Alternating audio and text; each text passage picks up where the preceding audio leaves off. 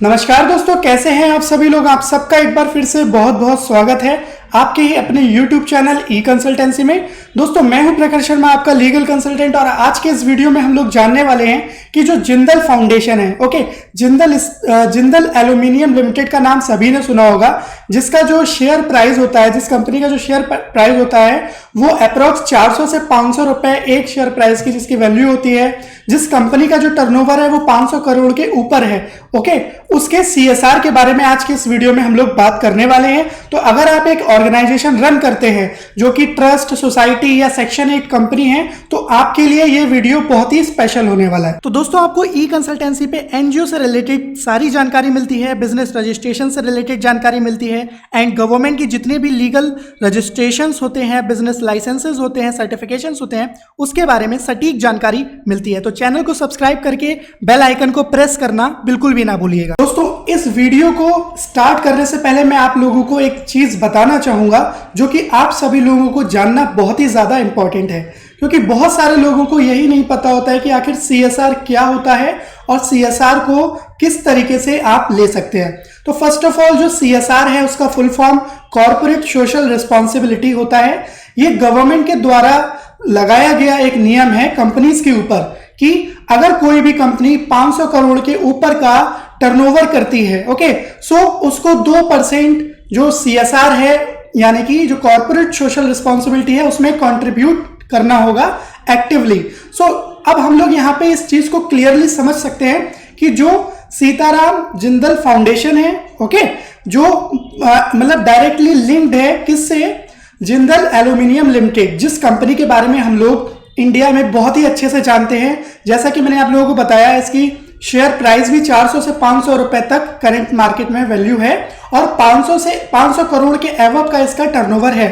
सो ये लोग क्या करते हैं, आप जैसे ऑर्गेनाइजेशन रन कर रहे हैं, फॉर एग्जांपल अगर आप कोई स्कूल चला रहे हैं, आप कोई चैरिटेबल इंस्टीट्यूशन रन कर रहे हैं, आप कोई हॉस्पिटल चला रहे हैं, आपके पास ऑर्फनेज है, आप गौशाला चला रहे हैं, आप एजुकेशन पे काम करना चाहते हैं, आप हेल्थ पे काम करना चाहते हैं, XYZ जो भी चैरिटेबल एक्टिविटीज आप करना चाहते हैं, आपको फाइनेंशियल असिस्टेंस की रिक्वायरमेंट है, तो आप क्या कर सकते हैं, जो सीताराम जिंदल फाउंडेशन है उसको आप अपना प्रपोजल दे सकते हैं, ताकि वो जो आपकी फाइनेंशियल नीड है वहां से उसको वो आपके प्रपोजल को एवेल्युएट करके आपको फाइनेंशियल असिस्टेंस प्रोवाइड कर सके। सबसे पहले देखते हैं कि आज के इस वीडियो में हम लोग क्या क्या जानने वाले हैं। तो सबसे पहले about and scope of the scheme की हम लोग बात करेंगे, देन क्या क्या एक्टिविटी आप इसमें प्लान कर सकते हैं, किन किन एक्टिविटीज के लिए आपको फाइनेंशियल सपोर्ट मिलेगा उसकी हम लोग बात करेंगे, देन एलिजिबिलिटी क्राइटेरिया कि आपकी जो ऑर्गेनाइजेशन है वो आखिर एलिजिबल है या नहीं है वहां से फंडिंग लेने के लिए, उसके बारे में आज के इस वीडियो में हम लोग बात करेंगे।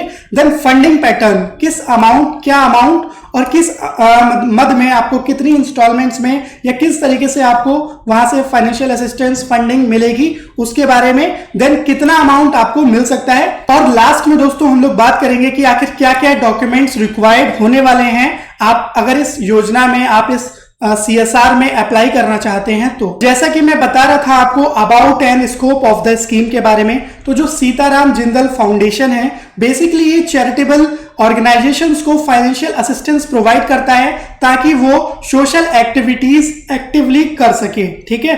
अब मैंने जैसे आपको एग्जांपल दिए कि चैरिटेबल एक्टिविटीज क्या क्या होती है।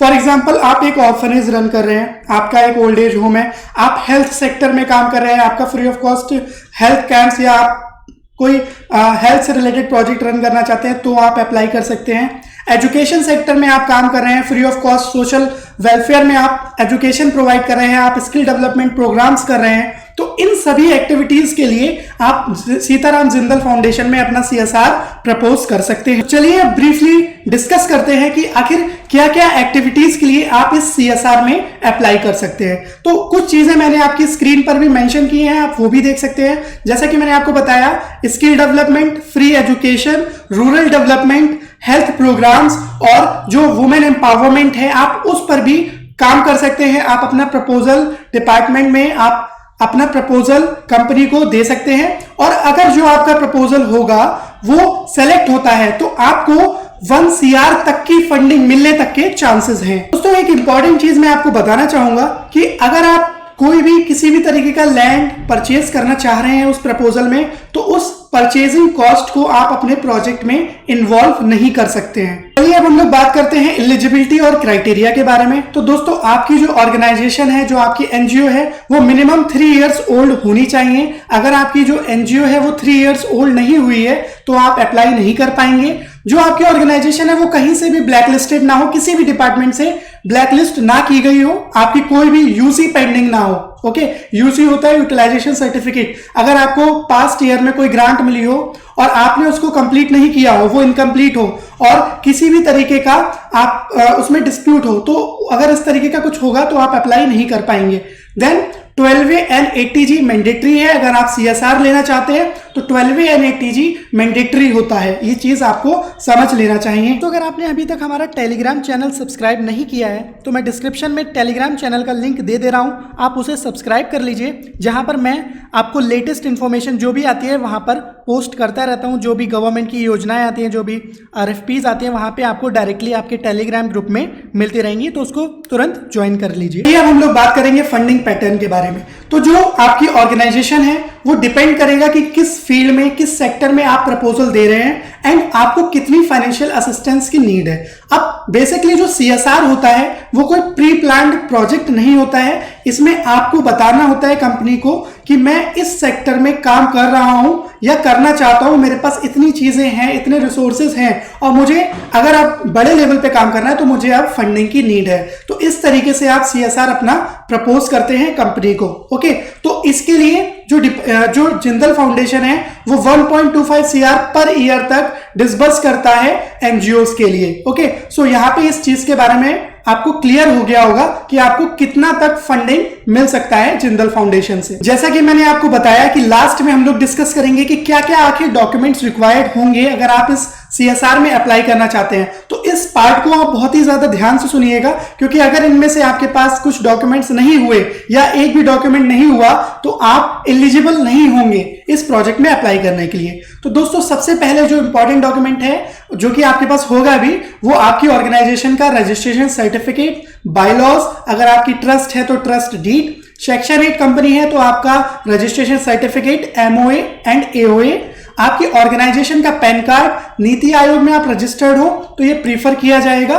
12A 80G का सर्टिफिकेट जो कि मैंडेटरी है वो आपको प्रोवाइड करना होगा।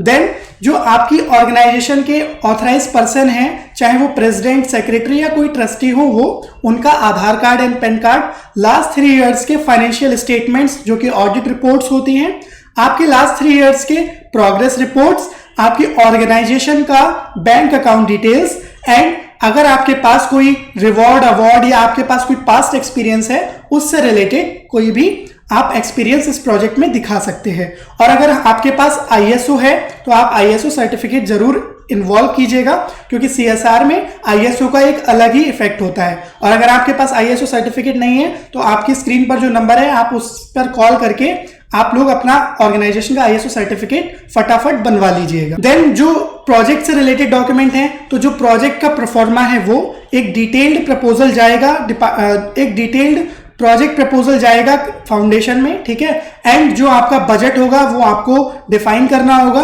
एंड जो भी NOC होती हैं, जो भी आपकी ऑर्गेनाइजेशन के non black listing certificate and जो भी आपकी कोई यूसी वगैरह पेंडिंग है, इससे रिलेटेड अंडरटेकिंग्स आपको प्रोवाइड करनी होंगी। तो ये बेसिक डॉक्यूमेंट्स आपको CSR में सबमिट करने होंगे। तो अगर आप इस प्रोजेक्ट प्रपोजल को हमारी कंपनी के द्वारा सबमिट करवाना चाहते हैं, आपकी स्क्रीन पर जो नंबर है आप उस पर कॉल करके हमारी टीम से कनेक्ट हो सकते हैं। आपको प्रोफेशनली हेल्प की जाएगी और आपका जो प्रोजेक्ट प्रपोजल है वो बनाकर फाउंडेशन में सबमिट करवाने में आपकी पूरी सहायता की जाएगी। चलिए दोस्तों, नमस्कार, मिलते हैं अगले वीडियो में। और अगर आप किसी टॉपिक पर वीडियो चाहते हैं तो मुझे कमेंट करके जरूर बताइएगा। दोस्तों, अगर वीडियो अच्छा लगा हो तो वीडियो को लाइक करना।